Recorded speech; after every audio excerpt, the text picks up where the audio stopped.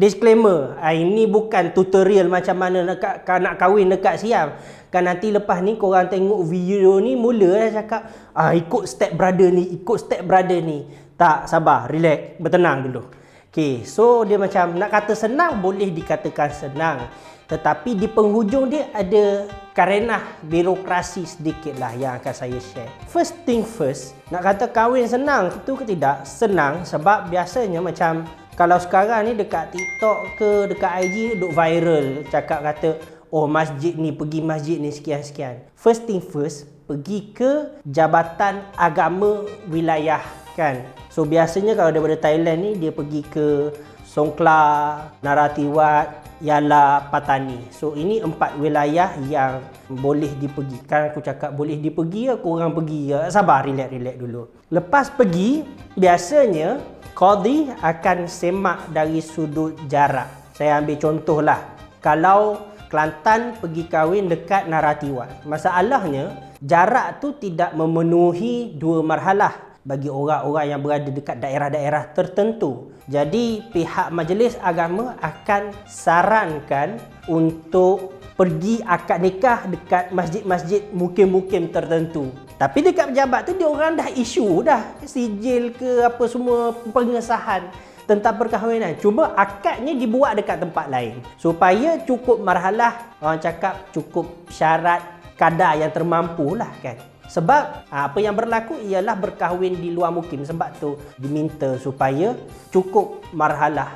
Itu syarat yang diberikan. Dan akad nikah kan, akad nikah apa semua, silap-silap tu dekat majlis agama ataupun masjid tu korang tak payah fikirkan tentang saksi. Ada orang lah yang akan jadi saksi sendiri. Dan selepas kahwin dan sebagainya, ada yang sampai peringkat lepas tu masuk balik kawasan Malaysia. Selesai. Tak ada isu apa sangat. Tapi apa yang saya sebut selesai, itu belum selesai 100%.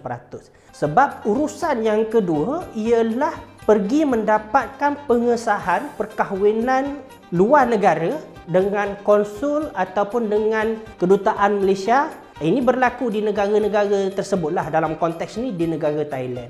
Konsul di Thailand ialah di Songkhla, kedutaannya di Bangkok. Cuma masalah karenah birokrasinya ialah mereka buka hari untuk kita submit pengesahan tu hari Isnin pagi. Sebenarnya dokumen tu boleh selesai dalam masa tu juga. Tapi diorang tetapkan ambil dokumen yang disahkan oleh konsul Malaysia ataupun kedutaan Malaysia hari Selasa petang keesokan harinya. Supaya korang menginap dekat sana ke nak galakkan pelancongan sebagainya lah.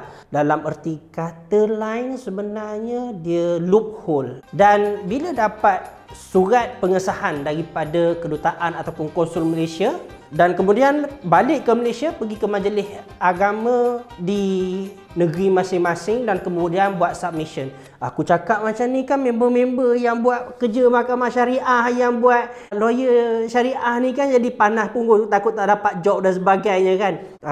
Minta maaf lah kan. Cuma dia bergantung dengan budi bicara hakim masing-masing. Ada kes yang okey, dokumen lengkap dan sebagainya, lulus. Pendaftaran perkahwinan di Malaysia dilakukan. Ada yang sampai kena denda dulu dan sebagainya. Masalah yang biasa timbul ialah cakap kata kahwin dekat Thailand, tetapi bukan kahwin dekat majlis agama. Kahwin dekat hotel lah, kaki lima lah, surau mana entahlah. Bila cek-cek, alamak, dokumen palsu.